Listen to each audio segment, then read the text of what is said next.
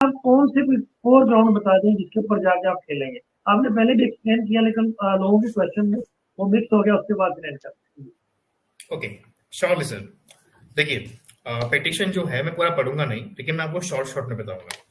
सबसे पहली बात, मैं आप सब व्यूअर से बात कर रहा हूँ, ठीक है? मतलब निस्वार्थ भाव से। मैं आपको कानून नहीं पढ़ा रहा हूँ, मैं प्रोफेसर नहीं हूँ, लेकिन निस्वार्थ भाव से आपको बता रहा हूँ। भूल जाइए पुलिस कौन है, भूल जाइए एटीएस कौन है, भूल जाइए इंटेलिजेंस ब्यूरो कौन है, भूल जाइए कोर्ट्स कौन है, एक बार के लिए। सीमा हैदर कौन है? एक इलीगल इमिग्रेंट, रेफ्यूजी नहीं बनाया जा सकता क्योंकि रेफ्यूजी ट्रीटी साइन करी नहीं है इंडिया ने, पहला पॉइंट। तो इसके लिए कौन सा मैटर होता है? ये एक्सटर्नल अफेयर्स का। तो पहले इसमें ज्वाइंट सेक्रेटरी साहब जो कि मिनिस्ट्री ऑफ एक्सटर्नल अफेयर्स के हैं, वो इसके अंदर हमारी हेल्प करेंगे। दूसरा है लीगल ट्रीटीज डिवीजन, इसका HCHH का, जो कि hedge conference on private international law, जो पिटीशन के अंदर है। अच्छा, कैसे करेंगे सर? इसके अंदर जो है, अगर आप पढ़ेंगे, अगर यहाँ पे आपको दिख पा रहा होगा, आप चाहे तो स्क्रीनशॉट ले सकते हैं इसका। इसमें मैंने क्लियरली लिख रखा है, petition under Hague convention on the civil aspects of international child abduction and the return of children and custody. मतलब क्या है इसका? इसका क्लियरली मतलब ये है, व्यूअर्स के लिए समझा रहा हूँ। देखिए व्यूअर्स, इसका क्लियरली मतलब ये है कि जो रिटर्न ऑफ द चिल्ड्रन, यानी कि जो बच्चों की कस्टडी है, जी वो एक इंटरनेशनली एक ऑर्गेनाइजेशन है HCH।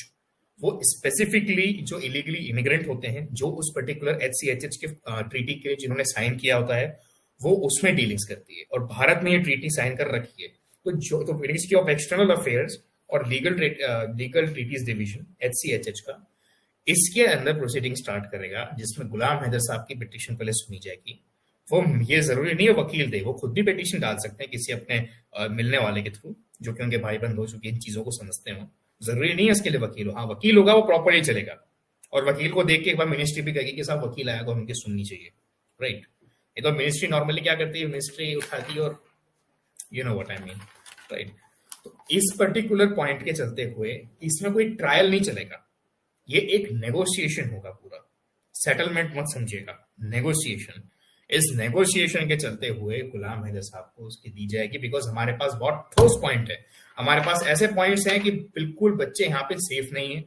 3 बच्चियां हैं, तीनों माइनर है, उनका मॉलेस्टेशन किया जा रहा है, बच्चों को बहुत बुरी तरह से मारा जा रहा है, डोमेस्टिक वायलेंस हो रहा है, बच्चों के सारे राइट्स यहाँ पे कह लीजिए आप खत्म हो चुके हैं एक तरह से। अब बच्चों को मारा जा रहा है, तो ह्यूमैनिटेरियन ग्राउंड्स पे HCCH जो ऑर्गेनाइजेशन है, वो इस पर्टिकुलर पॉइंट पे नेगोशिएट करके कोशिश ये रहेगी कि हम इनको निकलवा लें।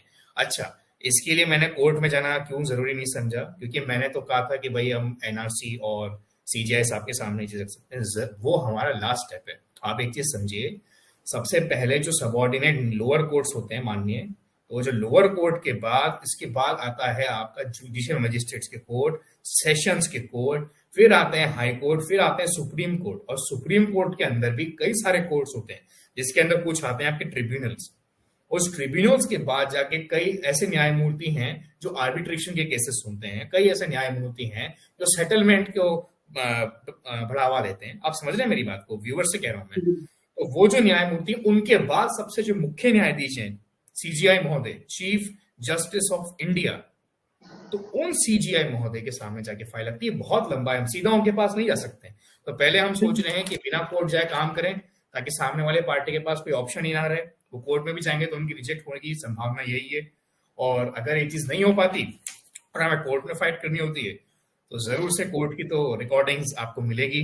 जब जब हमारी हियरिंग होगी, मैं होऊंगा और हमारे AP सिंह साहब होंगे, आप देखेंगे मैं आर्ग्यूमेंट में, जैसा भी रहता है। बस इसके लिए ये है, गुलाम हैदर साहब खुद के लिए स्टैंड ले। मेरे भाई, मुझे आपसे कोई पैसा नहीं चाहिए, मैं कोई कमाने नहीं बैठा हूँ यहाँ पे, मैं कोई दुकान नहीं खोल के बैठा हूँ, मैं सिर्फ एक मदद कर रहा हूँ एक लॉयर होने के नाते। मेरी लें, किसी और की लें, लेकिन आप अपने लिए आवाज जरूर उठाएं।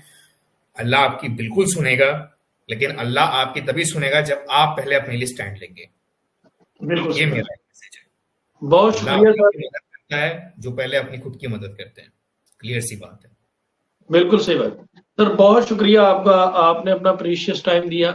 इंशाल्लाह कल कोई भी सूटेबल टाइम मर्चेंट साहब आपसे करेंगे, और मैं उस दौरान कोशिश करूंगा अगर रोशन अजीम साहब यहाँ पे मौजूद हों और आपका एक इंटरेक्शन से हो, ताकि कोई मामला आगे बढ़ सके। रोशन अजीम साहब इस वक्त गुलाम हैदर के वकील हैं, इस मामले में डिसीजन मेकिंग पावर या रोशन अजीम साहब के पास है। डेफिनेटली अगर कोई पावर ऑफ अटॉर्नी जो है वो तैयार भी वही करके देंगे, तो या गुलाम हैदर के पास है। तो मेरे ख्याल में मैं उनसे कल आपका इंटरेक्शन करवाऊंगा ताकि ये मामला आगे बढ़ सके, और मुझे उम्मीद है कि इसका एक अच्छा एंड होगा। बहुत शुक्रिया सर आपने। और सर मैं एक लास्ट में फिर बात बोलना चाहूंगा, help me to help you. Ghulam Haider sahab, हमें मदद करें आपकी मदद करने के लिए। यदि आप नहीं करेंगे तो कोई नहीं करेगा, सीधी सी बात है। तो हमारी मदद करें कि हम आपकी मदद कर सकें। और जब तक गुलाम हैदर साहब नहीं देंगे, फिर कल कोई मुद्दा उठाएगा, एक लोकेंद्र कुमार आए थे, बड़े सुप्रीम कोर्ट के वकील, बोल रहे थे अब वो क्या करा। अरे साहब, हम जब भी कर पाएंगे, हमारे हाथ अभी बंधे हुए हैं, इसे खोलने के लिए हमें पावर ऑफ अटॉर्नी चाहिए। और यदि वो मैं कंसिडर करना चाहे करें, ना करना चाहे ना करें, कोई प्रॉब्लम नहीं है, लेकिन अपनी ये आवाज जरूर उठाएं। बिल्कुल सही बात।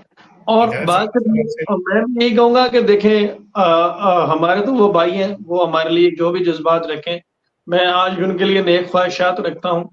और उन्हीं की वजह से ही उनका एक वीडियो देखे मैं जिस तरह से लखविंदर कुमार साहब आए इस केस में आया था, और मेरा इसमें कोई कंसर्न नहीं है। पाकिस्तान में रहते हुए मुझे बहुत दफा रोशन अजीम साहब ने भी कहा कि आप हमारी लीगल टीम का हिस्सा हैं, तो मैंने कभी इसमें ना मुझे इस चीज की जरूरत है, ना मैंने इसमें भरने की कोशिश की, क्योंकि ये भारतीय लोगों ने मसले इसको हल करना था, और पाकिस्तान में ऑलरेडी रोशन अजीम साहब इसको लीड कर रहे हैं, तो मुझे इसमें कोई कंसर्न नहीं था। अगर इसमें गुलाम हैदर और पब्लिक चाहेगी तो हम फर्दर इसको लाइव कंटिन्यू करेंगे, अदरवाइज हो सकता है आने वाले वक्त में हम इसको कंटिन्यू भी ना करें जिस तरह से कुमार साहब ने कहा, और ना ही ये हमारा कंसर्न है। अगर किसी को कोई बात बुरी लगी हो तो हम दिल से माजरत चाहते हैं, और हमारा मकसद बिल्कुल जो है वो इस वक्त प्रो बोनो बेस पे एक विक्टिम शक्ति हेल्प का है, इसके अलावा कुछ भी नहीं। आप सब लोगों का बहुत शुक्रिया। लखविंदर साहब आपका बहुत शुक्रिया। अपना ख्याल रखिएगा। मुझे इजाजत दें, इंशाल्लाह नेक्स्ट लाइव सेशन में मुलाकात। बहुत शुक्रिया सर, थैंक यू। जी।